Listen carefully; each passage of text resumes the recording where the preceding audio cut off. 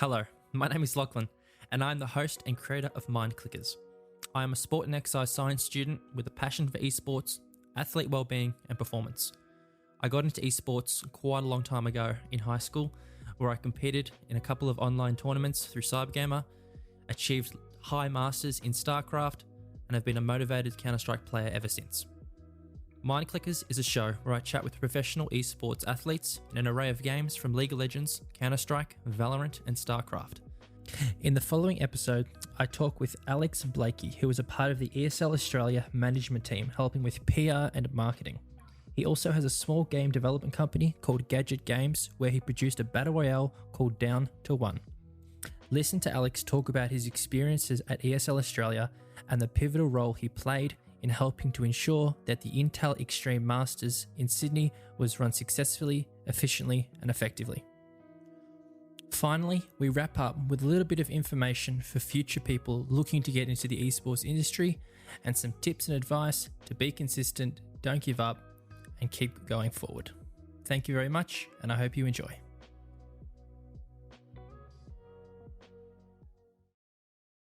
Alrighty, welcome back to episode 3 of Mindclickers, where it's time to click both heads in 2020. I'm joined here today by Alex Blaikie, who is the PR and social manager at ESL Australia. How are you today, mate? G'day, Lachlan. Great to be here, but I'm doing really well, actually. It's a nice day in sunny Perth, so yeah, not too bad. Good to hear, mate. Yeah, beautiful. How's everything over in Perth? I know Melbourne's still dealing with lockdown, but how's Perth coping with everything? No, we're doing pretty well over here. You know, still going out to places and seeing restaurants packed and all of that fun stuff at the moment. So I think out of everywhere in the world, Perth's not a bad place to be. So great spot for running esports from. Yeah, beautiful. Really good to hear. So I guess what we'll do is we'll kick it off with, I guess, a kind of little bit of background about yourself and how you got into esports and also ESL Australia as well.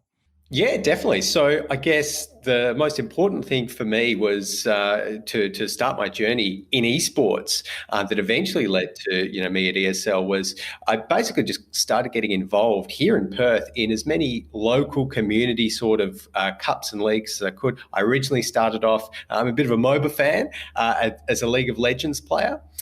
So just got a bunch of mates together, went down to some local LANs. Eventually I kind of got more involved with the scene. I eventually started shoutcasting as well. Just for free, just as a hobby on the weekends in my spare time, and did that enough. So, eventually finally got some paid gigs. Did some other shoutcasting for some FPSs like Battlefield. And that eventually led, and I should also probably mention as well that in the meantime, I did actually develop a Battle Royale game on Steam, first-person FPS Battle Royale, the first standalone one on Steam, actually, before all of your PUBGs, etc. But that's what I did for a few years. And also that had a big esports element as well. We ran 50 weekly cups for that one, for players all around the world. But after that, was when I was kind of, not 100% sure about what my next project would be or what I'd be doing next. And just one night on Skype, my, current and then boss, Nick Van Zetti, just hit me up on Skype. And he's like, "Hey, Alex, do you want to move to Sydney to cast esports for a living?" I'm like, "You know what, Nick? Sure. Sounds like a plan." So I basically, just got up and left Perth and headed over to Sydney to get a full-time job at ESL and do what was then commentating on our wargaming.net league. Really big World of Tanks league back in the day. Wow, yeah, awesome. Firstly, taking that big move from Perth to Sydney, that's quite a big transition. So, I guess when those opportunities come, you have to make the most of them. But in regards to upcoming shoutcasters and those who are more in that casual role, do you have any tips for them who are, interested in taking their shoutcasting to the next level? 100%. And I think, if I was starting off as a shoutcaster now, you've got all of these games which are like really, really well established. I mean, and I think there are so many other games out there at the moment, particularly in Australia and New Zealand, that are quite underserviced, but they might still be games that actually have a lot of player base, a lot of popularity, and most importantly, a lot of publisher investment. So as well as just the standard tip to make sure that you're trying to capitalize on every opportunity for whatever your favorite game is. If you want to start to get a little bit more tactical about it, maybe start looking at some of the games that there isn't a kind of existing pool of shoutcasters for, but there are tournaments running for. One that comes to mind is we've got our Marvel Super War Cups at the moment that are running on ESL Play, and hugely popular game in Southeast Asia. It's just released in ANZ, and it's such an easy, understandable game to shoutcast for, because it's just Marvel heroes, everyone knows them, and a MOBA, just about everyone knows that. So I think if I was starting up again, I'd definitely look at some of those more kind of not quite so well-serviced games like that to try and, really propel my career if I was doing it again.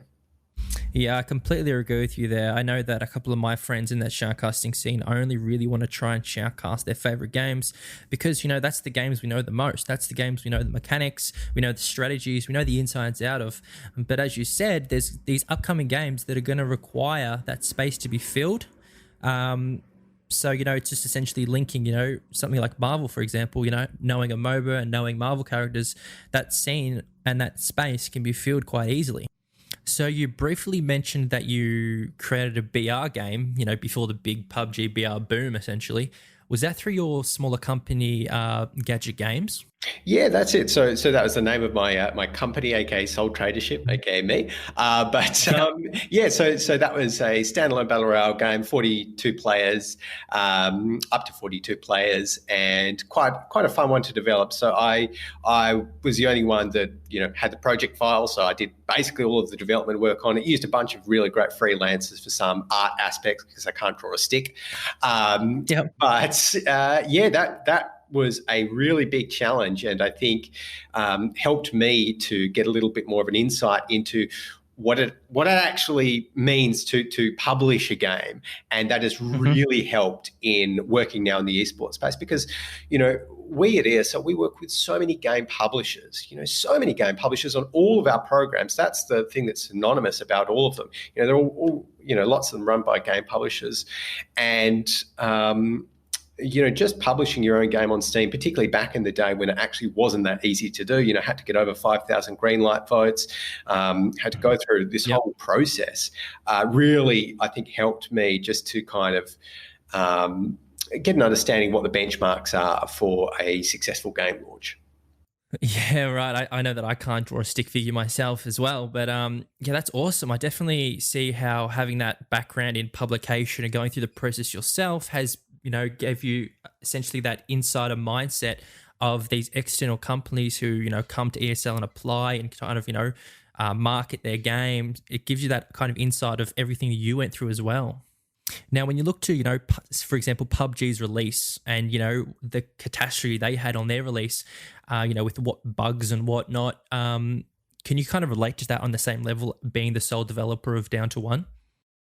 Yeah, 100%, I think it was unique in that there are some BRs like PUBG particularly that, I would see.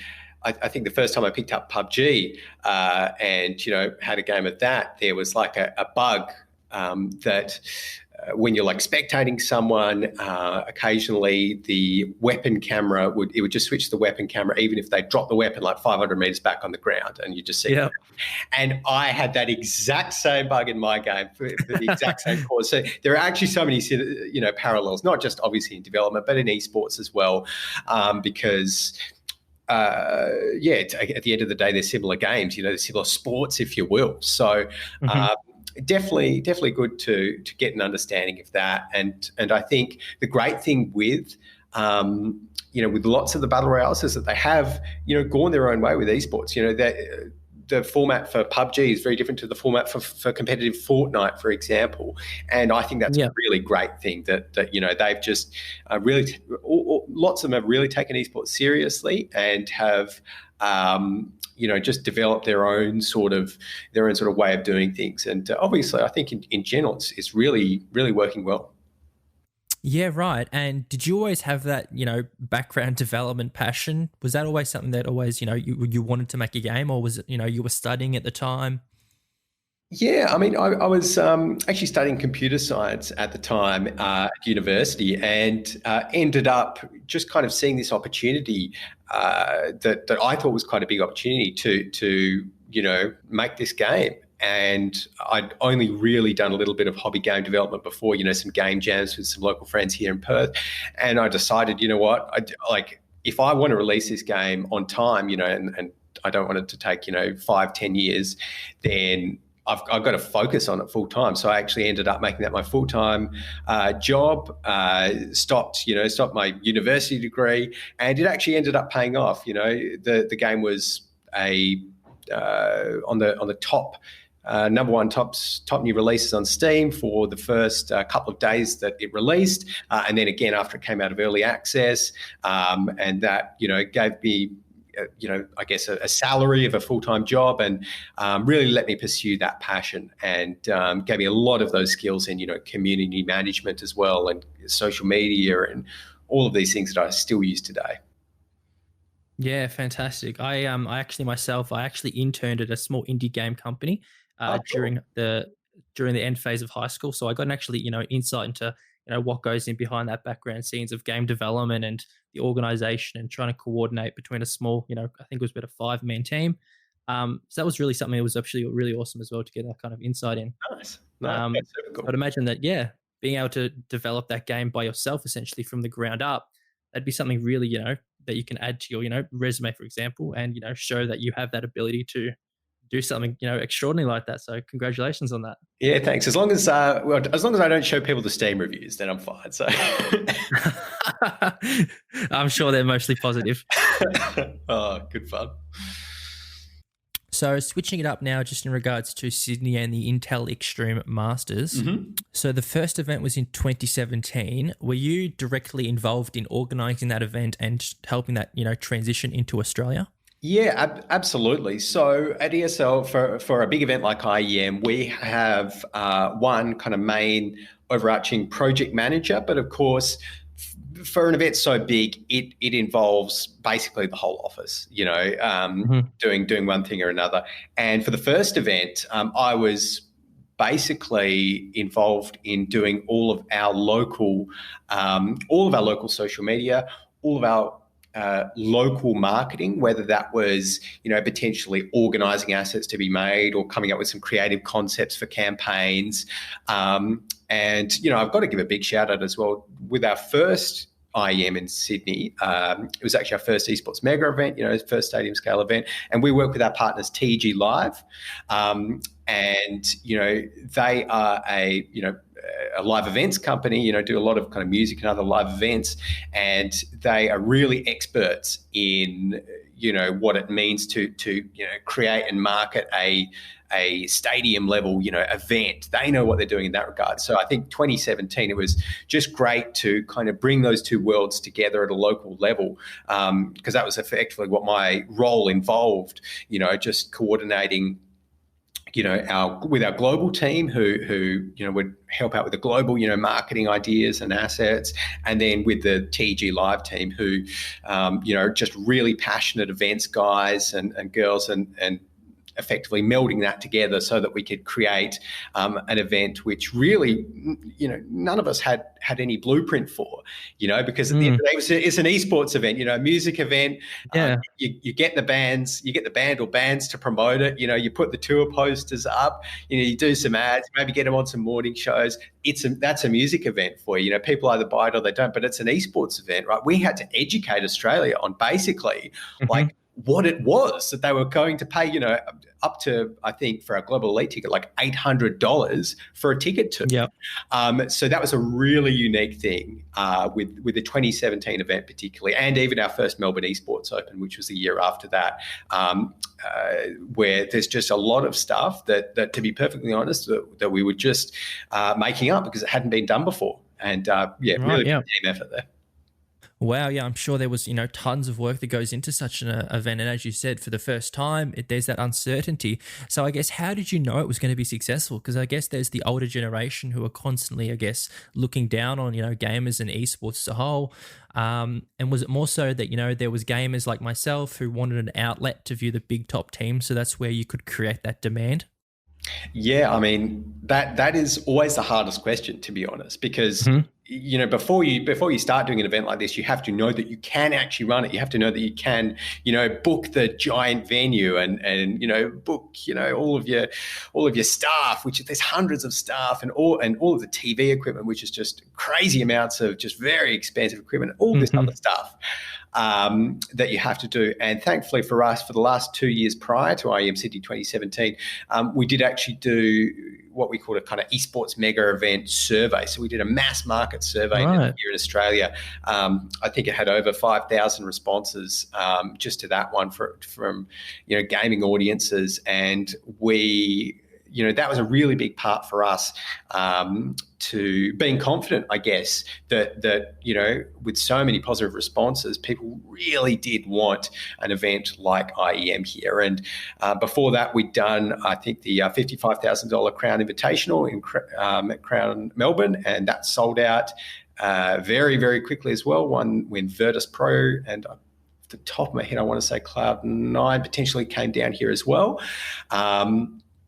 And that one sold out, super, super quick, but that was only like 400 seats. So there was always a chance that we could have just gone on sale for IEM Sydney 2017, and for whatever reason, it might not have worked. Thankfully, it did, and thankfully, that's why we're continuing to run and improve and build upon what we started that year. Yeah, that's really interesting to hear it from your perspective, because I guess that there was that uncertainty, but, being able to have that survey, for example, you could have that kind of baseline understanding that there was an interest in, I guess, a big event like the Intel Extreme Masters being held in Sydney. Now, obviously, due to, the impact of COVID-19 and that having a tremendous impact on the events industry in 2020, do you think that the next big Intel Extreme Masters in Sydney will be in 2021 or 2022?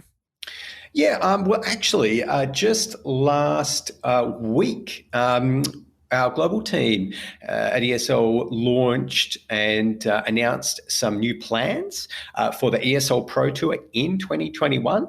So that those plans did include the dates for IEM Melbourne 2021.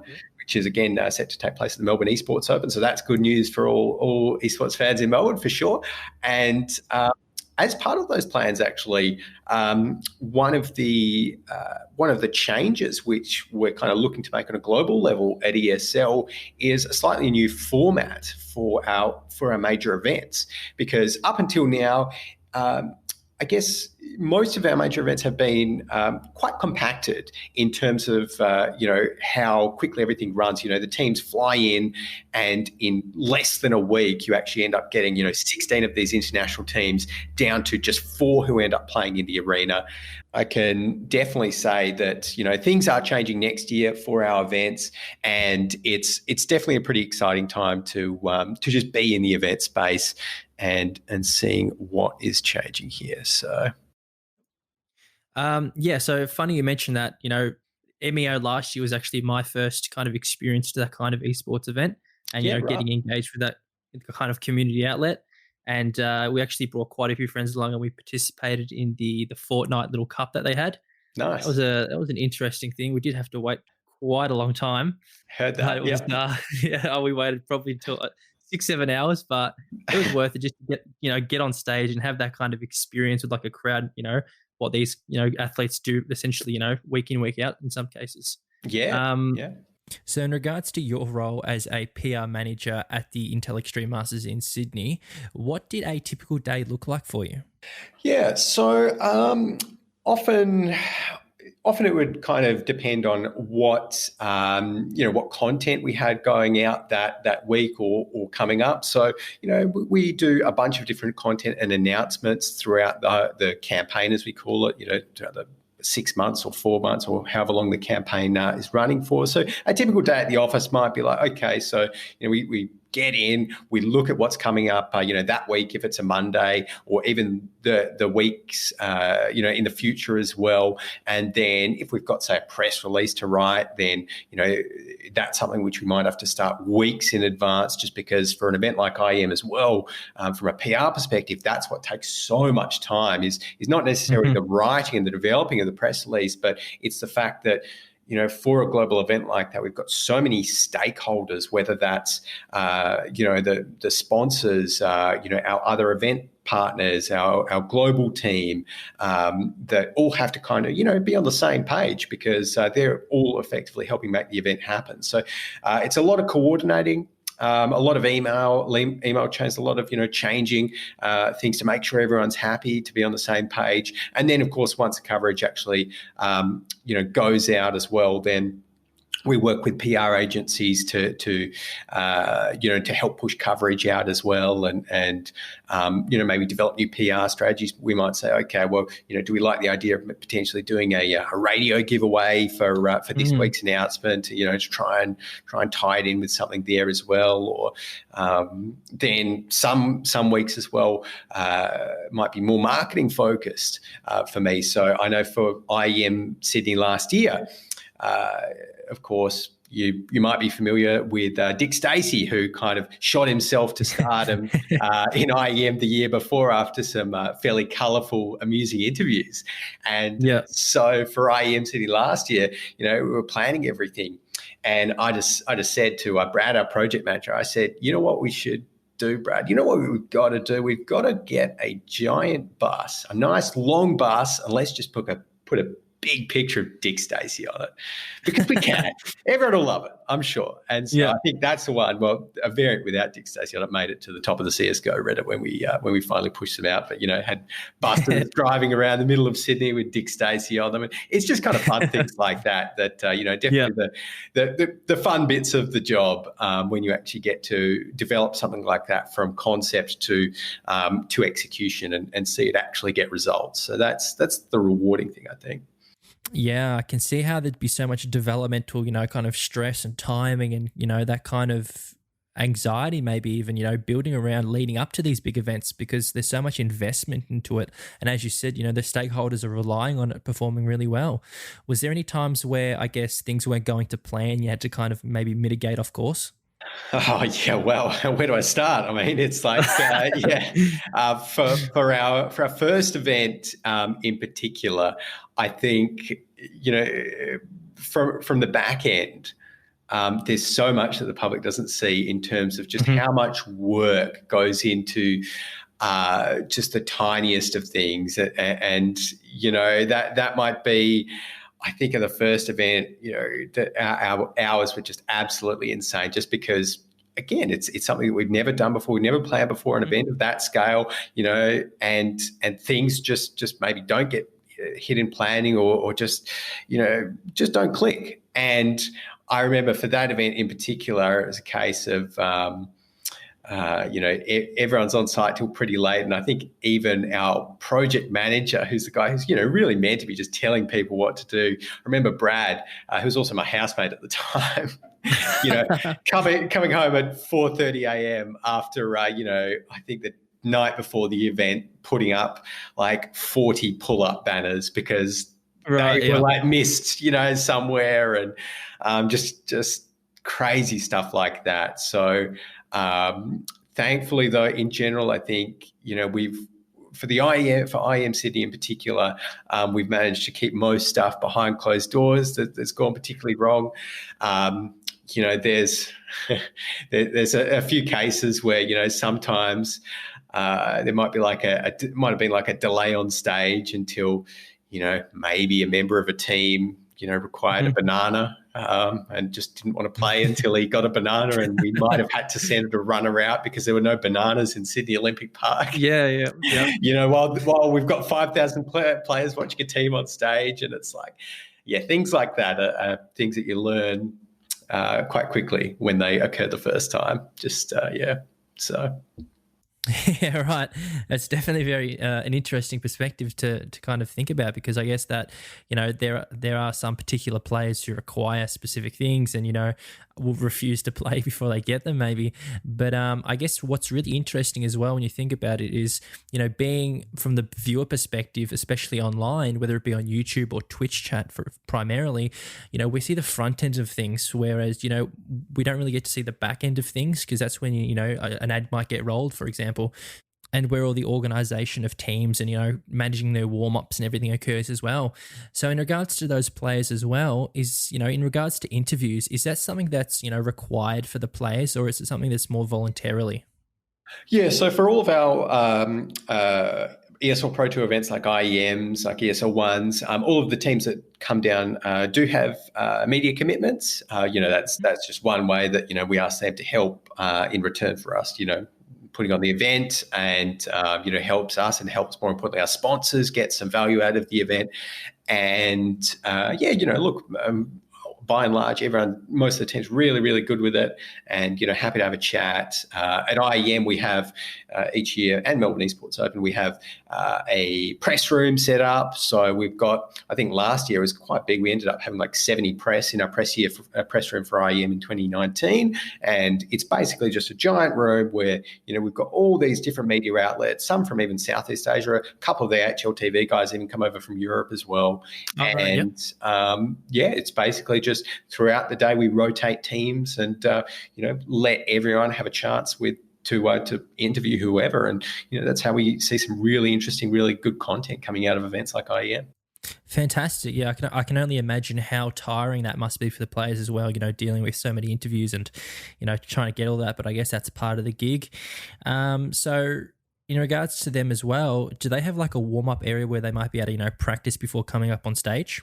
Yeah, absolutely. Look, there's so many warm-up requirements that we end up, helping the teams out with effectively to make sure that, it's our goal to make sure that, when these teams get on stage in front of the audience, they are playing at their absolute best. So, that's why, like I said, if they need a banana, we get them a banana. If they need whatever requirements down to the table height and length and width in the warm-up rooms, that's what we get for them. So absolutely, yeah. Wow, yeah, that's that's fantastic. I guess each individual is specific to their own needs. So I guess it's nice to hear that they are catered for for whatever they need. So in regards to these big Titan teams coming down from NA and EU, for example, touching down on Australian soil, competing in the OCE ANZ region, and I guess, competing in big events like the IEM Sydney, is this, highlighting to, on a global scale to the rest of the world, well, this region is capable of holding these big tournaments, and it is capable of, hosting these big teams as well? And does that mean that there might be future events where, outside of the IEM, for example, there'd be even bigger events that could happen?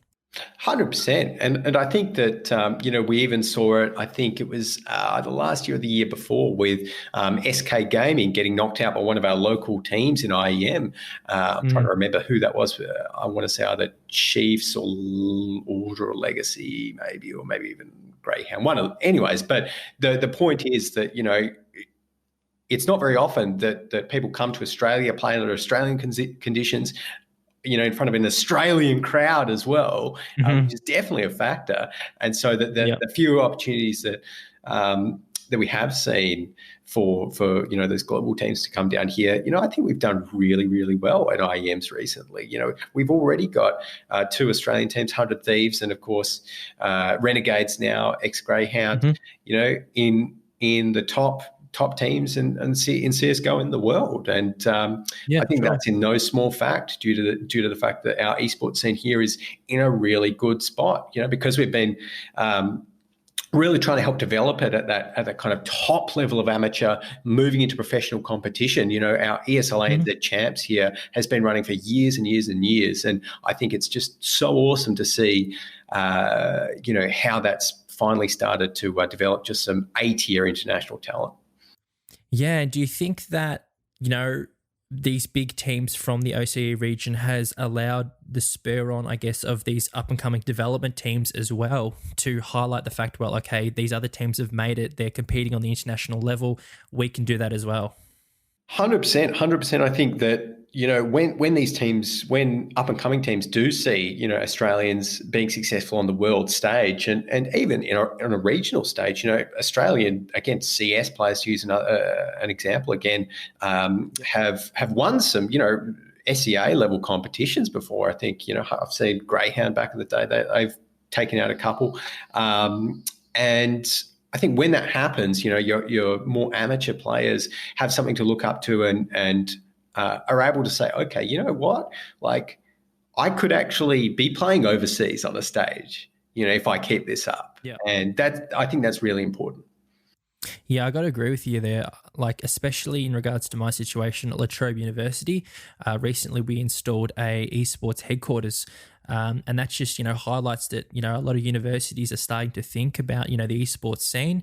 I know in Queensland they have quite a good program as well. And it just shows that there is potential for, I guess, a bigger vision of esports to become more mainstream. 100%. And just recently, I want to say Murdoch here in Perth just announced that as part of their new campus that they're building in Perth, they're going to have an esports stadium included in it as Wow. well. So there's so much action happening there. Universities and all these kind of, whether it's sporting bodies or whoever else, are starting to be forward-looking. It's not necessarily that an esports stadium in Perth that's built, next year is going to fill up every weekend next year. It's a case that they're building an esports stadium, in a building that's going to last 30, 50 plus years, then it absolutely makes sense to include it now. Yeah, right. Wow. And do you think that, with the adoption of many sponsors and stakeholders entering the esports scene, there's eventually a potential to see esports on television, or have we already passed that era? Yeah, that's an interesting question, actually. With TV, I think obviously it's been tried before. I think we've even broadcast some of our Crown stuff to Fox, but TV is tough in that the demographic that watches TV is naturally an older demographic than esports. And putting esports on a Saturday night onto your, 1080i, which is, interlaced feed HD in 30 frames a second on your big TV that, probably ghosts a little bit. It's nowhere near as much of an enjoyable experience as, say, watching it on a platform like Twitch, platform like YouTube, live, when you've got it, in whatever resolution you want. You can watch it on your mobile phone, watch it on your monitors, and interact with people. I think that's a really big thing that is missing in traditional sports and TV, is the interaction with, the crowd who's watching effectively. So I think that, yeah, it's definitely not something that, that we necessarily need to grow esports. And the great thing is now as well that with so many, people watching platforms like Twitch and so much growth there, that there is a lot of, there is enough, I guess, viewership to justify, your sponsors coming aboard, your big sponsors, globally, whether that's Mountain Dew, Intel, we've got Western Union locally here for our ANZ champs as well. So really big household names that are just getting behind esports and seeing some good return. Yeah, I definitely think that's really interesting. And I especially think that, when you look to traditional sports, they've been progressing for quite a while. And when you look at esports, especially in recent time, there's just been so much exponential growth. And when you look at the development of, Twitch chat and the ability, as you said, for people to communicate with each other and, the spectators to essentially watch their teams. I know that, over on Reddit, there's a couple of, special chats where you can talk, if you're watching the rugby, you can tune in with a rugby chat and talk with that. But I don't think it's the same experience as something like Twitch chat. And I think that esports don't really need the adoption of TV, and they're definitely surviving without it. And potentially, within the next 5-10 years, we're just going to progress. And it's just going to be, an unstoppable train. 100%. No, that is the one thing that I'm completely the most sure of, because, when I was growing up, esports was really just LAN with your mates sort of thing. And maybe over in Europe and North America, they had some, maybe they had some kind of events out there, but esports was not a thing. Now, not only is esports a thing, not only do we have a bunch of Australians who are, working full-time in esports, competing full-time in esports as well, but we have the younger generation, younger than myself, who have grown up with it. I grew up watching TV. Young people now, they grow up watching Twitch. They grow up watching YouTube, a lot more so than any generation before them. And what that's meant is that now, I've got younger cousins over in Sydney, and they are they're like surfer dudes, who traditionally would not be the demographic whatsoever to watch esports or play it that much, anything like that. But now they're just young guys. They're super into Fortnite, and you tell them about esports. It's like, yeah, of course, that's a thing, Yeah. But 10 years ago, that never would have happened to someone to a casual gamer in that sort of age group. So, once those guys grow up, that's going to be completely helpful for esports being more recognised. Yeah, I definitely think it will start to progressively just become the norm. Like, I know that I grew up in that phase where cyber was really active. Yep. You jump on the weekend or whatever, you have your game, and then you upload your footage and your results, and that's where actually I started playing League. Just forming a 3v3 team back on the old Twisted Tree line. And we used to do that quite often. That was really fun, and that's kind of that adoption. You see outside of Cybergamer and what it has become now. Just many more websites just starting to frequently hold more and more tournaments, and being able to advertise more gaming and online, whatever it may be, just that greater, I guess, growth of it as a whole. Yeah, 100%. I mean, I got my start in Cybergamer as well, so.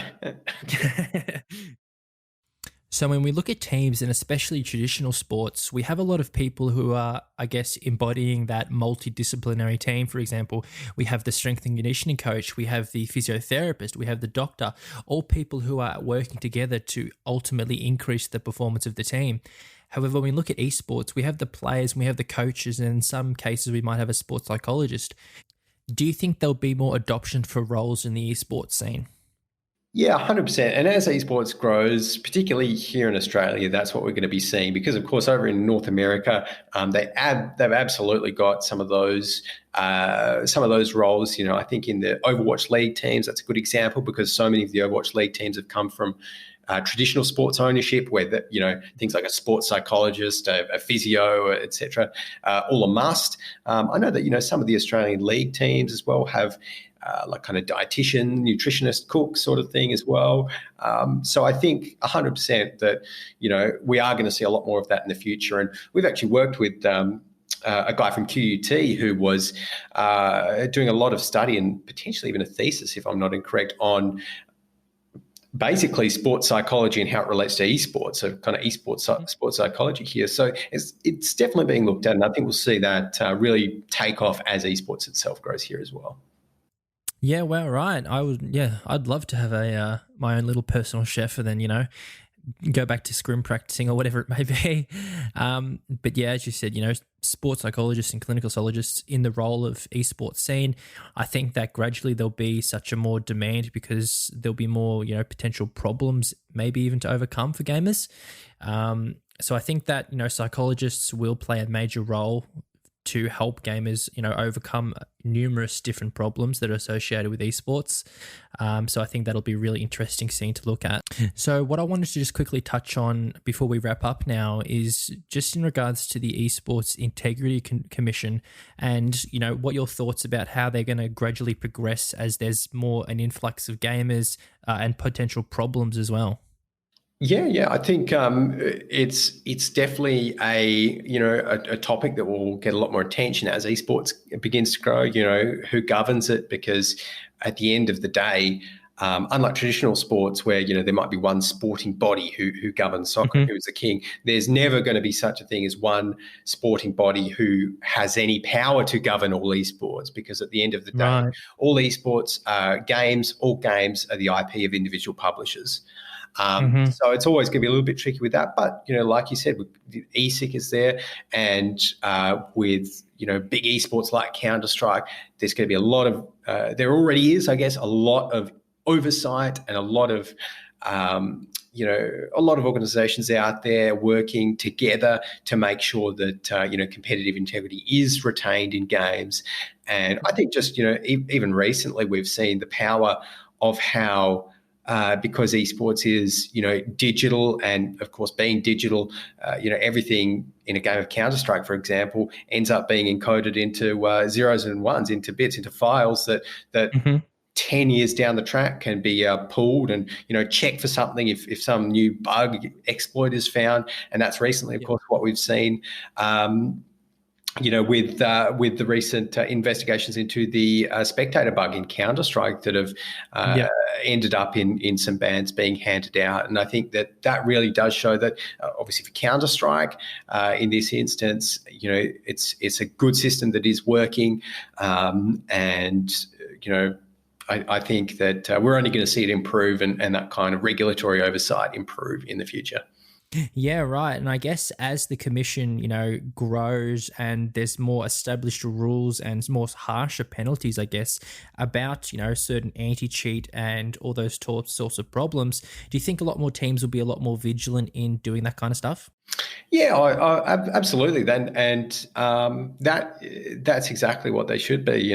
Any team competing in any sport is always going to try and do what they can to get an advantage. Whether that's the Australian cricket team or a Counter-Strike team, it doesn't matter.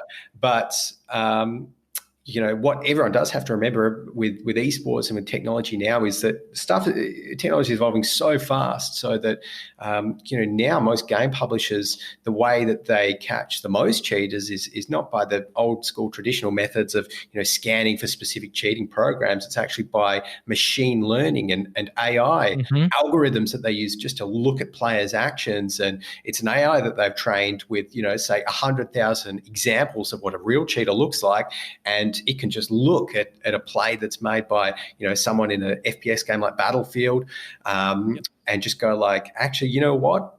Real people don't do that. That's a bot. And that's something pretty exciting, I think, in terms of anti-cheat and I guess relevant developments like that. Yeah, I do really love talking about that whole idea of, I guess, botting and, I guess going against the spirit of the game. And I guess you can look to games like RuneScape, for example, where majority of the population is actually made up of, quite a large percentage of players who actually bot. And I guess that, as technology advances, there may be, potential for example, when you manually report someone in, whether that be CSGO, Battlefield, RuneScape, whatever game, that you can actually get a result within 5 minutes, just because that request can, instead of manually be looked over, it can automatically be sent to a machine. The machine can automatically pick up, yes, this player's cheating, and then, it has those strict kind of variables that dictate whether they are cheating or not. So I think that's a perfect place to, I guess, just wrap up today. We had a look at, I guess, an insight into the background and everything that goes in towards big events like the ESL, and I guess what encompasses the future of esports in Australia and the ANZ region. So just finally, if you had a couple of tips for people looking to enter into esports marketing or even the esports scene in general, what would you give them? Yeah, I think definitely just don't be afraid to do your own thing. It might be small. You might get, 10 viewers when you're shoutcasting. You might only have, 100 followers on your Twitter if you're starting a new team on Twitter. But every little bit honestly does count. People will eventually notice you. There's countless people and, scenes organizations that get dropped into our Slack channels every day. So I think it's definitely something just to keep on going at. And if you're passionate about it and willing to put in the hard work, then you will get somewhere eventually. Yeah, really well said. I guess, you summed it really nicely. Just persistence is key. And even if you have one follower, just ignore the number and focus on what you love doing. And, if you're passionate for esports or gaming, just, continue that passion and see where it leads you. Absolutely. Absolutely. So thank you very much in coming on and having a chat with me today, Alex. Thank you very much. It's been great. Yeah. Yeah, thank you very much. And I hope that everyone got a insight into what happens in regards to esports in Australia and the future of it. Too easy. See ya. So if you've made it this far, once again, I'd like to thank you very much for tuning in and having a listen into what Alex has to say about, the insights to ESL, I guess the background into Australia and, the future of its esports industry and where it very well may be within the next few years. As usual, remember to keep up to date with us on Instagram, Facebook, and Twitter now. We can be found at Mindclickers on all three of those social platforms. Thank you very much, and I'll catch you in the next one.